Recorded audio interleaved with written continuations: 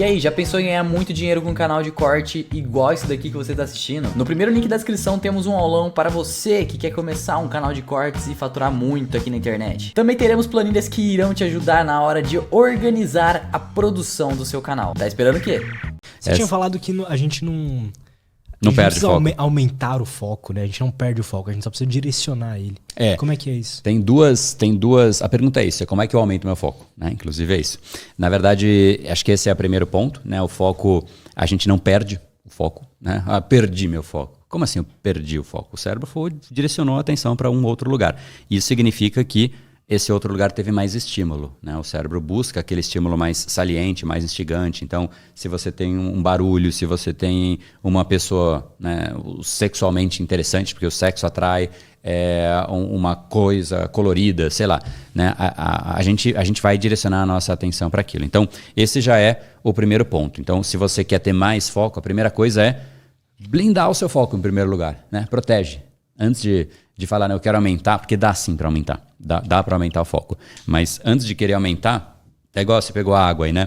Eu quero pôr mais água aqui. Mas se está furado aqui, não adianta. Você vai pôr água até o que você quiser, mas vai continuar o mesmo tamanho de água ou nunca, né? Você vai encher porque talvez não tenha nada nunca, porque sempre vai pôr e vai sair. Então, a primeira coisa é proteger, né? E proteger é exatamente isso. De novo, volta para aquela dinâmica toda de ressignificar, ver sentido nas coisas, ver que de fato o que você faz tem conexão, algo que te gera motivação, que tem um sentido naquilo que você está fazendo, enfim. Aí o cérebro vai aprender, né? Ele vai se prender, eu chamo de foco a capacidade de manter a atenção aderente àquilo que você se propõe a fazer. Então é prender a atenção, né? Tudo que não tudo que, enfim, depois eu volto, né? Me lembra dessa daí. Uhum. Mas enfim, primeiro é manter aderente, é que senão eu perco o fluxo da segunda etapa. Então, primeira coisa é manter o foco preso aqui. Agora, depois que você, óbvio que o foco pode ir um pouquinho para lá, um pouco para lá, mas é voltar, né? O foco é muito mais sobre a velocidade de retorno do que a ida, porque a atenção vai para lá, mas eu volto, né? Então isso significa que eu estou focado aqui. Não é porque foi para lá que eu não estou focado, é porque se eu fiquei lá, eu não estou focado. Então é muito mais sobre a volta do que a ida. Agora, o segundo aspecto dá para fortalecer sim o foco. A gente tem treinamentos, inclusive, para isso. O fortalecimento do foco, a gente tem um mecanismo no cérebro, que é um mecanismo atencional. E ele comporta, né, as coisas que a gente consegue colocar no cérebro que estão acontecendo agora. Então é como se fosse a memória RAM do computador, sabe? Lembra naquela época, acho que agora mudou um pouco a dinâmica do computador. Tinha o disco rígido, que não é mais disco rígido, que agora é flash, né?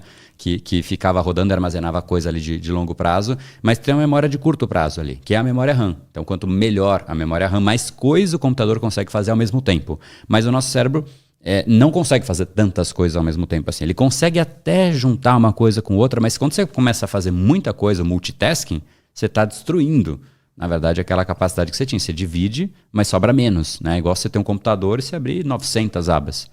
Primeiro que você não acha, e segundo que o computador fica carregadíssimo. Então dá para desenvolver, é um pouco mais complexo, mas tem treinamentos para isso, como a gente pode fazer para fortalecer, mas não adianta falar disso se antes a gente não blindou, né? E eu falei sobre tração, né? Sobre manter a atenção aderente. Aí o ponto que eu falei para voltar é que tudo que não é tração é distração. Então o que é tração? Um carro com tração, ele vai para onde você quer, né? Tá andando. Se o carro patina, né, ele é sem tração.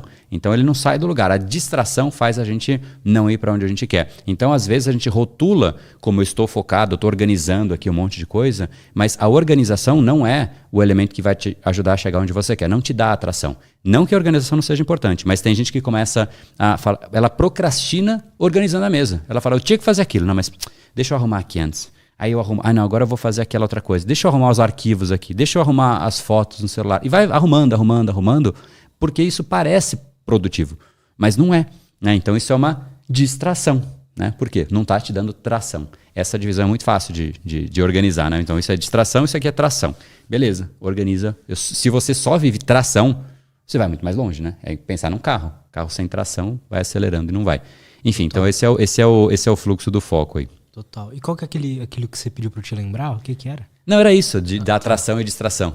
Beleza. Que eu falei, eu vou só responder o caminho 1 e 2, né? Primeiro blindar e depois expandir, mas eu falei desse da atração. Quando você fala de multitasking, por exemplo, eu tenho um fator que acontece na minha vida, por exemplo, que é Quando eu tô lá no escritório, que agora eu tenho um escritório, tá todo mundo trabalhando lá junto.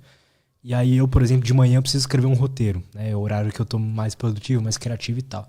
Aí surge um problema que eu preciso ajudar aquela pessoa.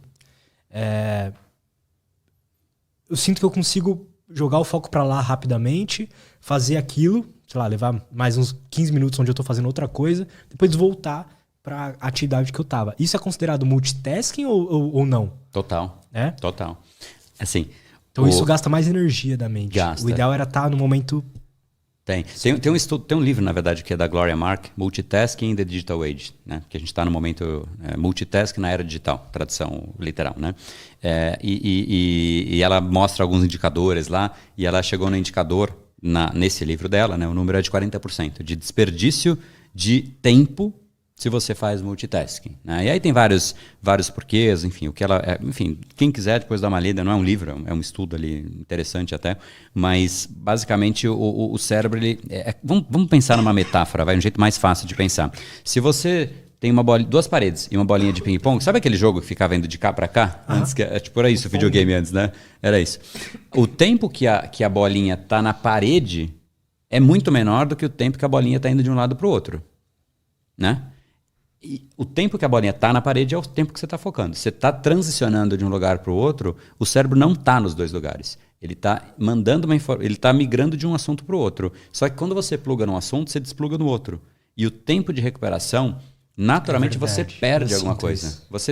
Eu estava conectando um assunto, estava chegando numa ideia. E a gente não percebe, mas você já chegou a fazer alguma coisa que você produz mesmo por tipo 8 horas seguidas? Já, cara. E aí, deixa eu te perguntar, antes de cansar, porque quando você chega na exaustão, não dá. Mas vamos lá, se você chegou até 8 horas, vamos colocar na hora 7. Na hora 7, você sente que você estava com mais acesso a recursos seus ou menos? Menos. Menos? Só que eu sinto... São momentos muito específicos e é geralmente uma coisa que eu gosto muito e que precisa ser feito rápido. Então são várias coisas que culminam. Pra aquilo ter funcionado, sabe? Tá. É que o ponto Mas no é final assim, eu sinto fritado a cabeça. Fritado. não, tem que ser antes disso. Porque aí, por isso que eu falei, antes de fritar, né? Porque ali já fritou, já era, né? Já tá fora do jogo.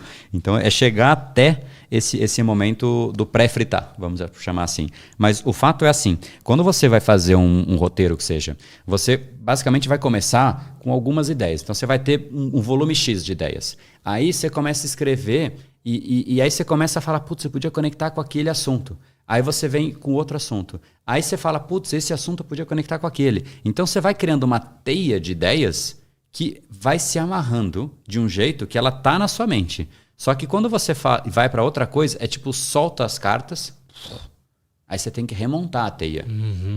E é muito demorado esse processo. E ele é complexo. Então, o fato é, quando você vai colocando, putz, essa informação, eu vou fazer aquilo. Inclusive, quando eu estou, por exemplo, na academia, é um processo muito criativo meu. Né? É a hora que eu estou com a mente livre. Eu faço exercício, eu sei que eu pareço um doido. Porque, às vezes, eu estou até correndo, eu estou correndo, eu vou anotando a ideia que eu tive, enfim, para não perder, ou quando eu faço exercício, às vezes eu faço com a minha esposa, e ela vem conversar comigo e fala, não, fala comigo agora, precisa anotar, né? Então, assim, as ideias, elas ficam na mente, mas elas são muito efêmeras. Uma ideia vem e vai muito rápido. E, pelo menos para mim, uma das coisas mais frustrantes é perder uma ideia. Eu acho, eu falo, eu tinha tido uma ideia fascinante. Eu fico puto comigo, fico pé da vida. Enfim, aí eu preciso anotar. Agora, se a gente não permite... porque a ideia ela vai se formando, né? Então é uma coisa, de repente chega a ideia. Então a gente mata esse processo criativo. Por isso que quando você vai escrever um livro, quando o cara é um artista, ele começa a chegar no auge, não é no comecinho, é num período maior, é mais do que o começo.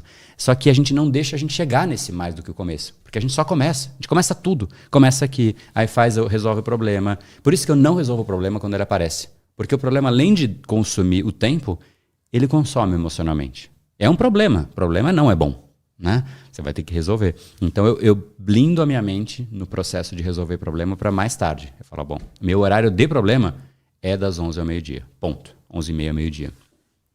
Perfeito, cara. Faz sentido. Não, eu sinto isso assim.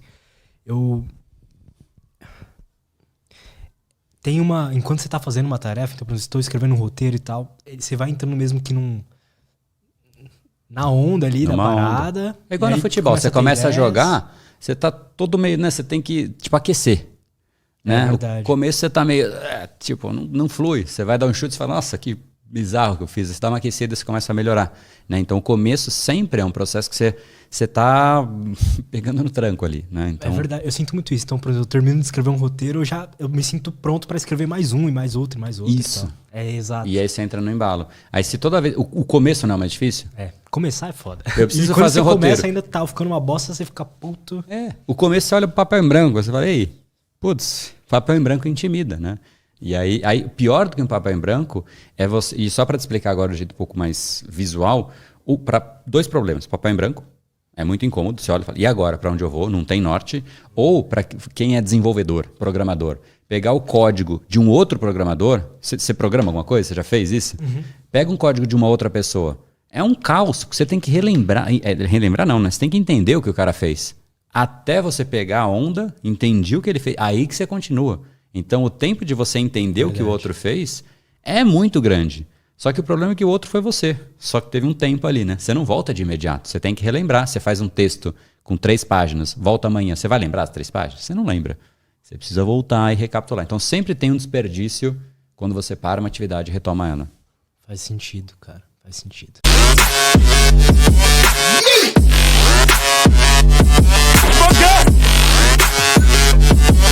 Okay.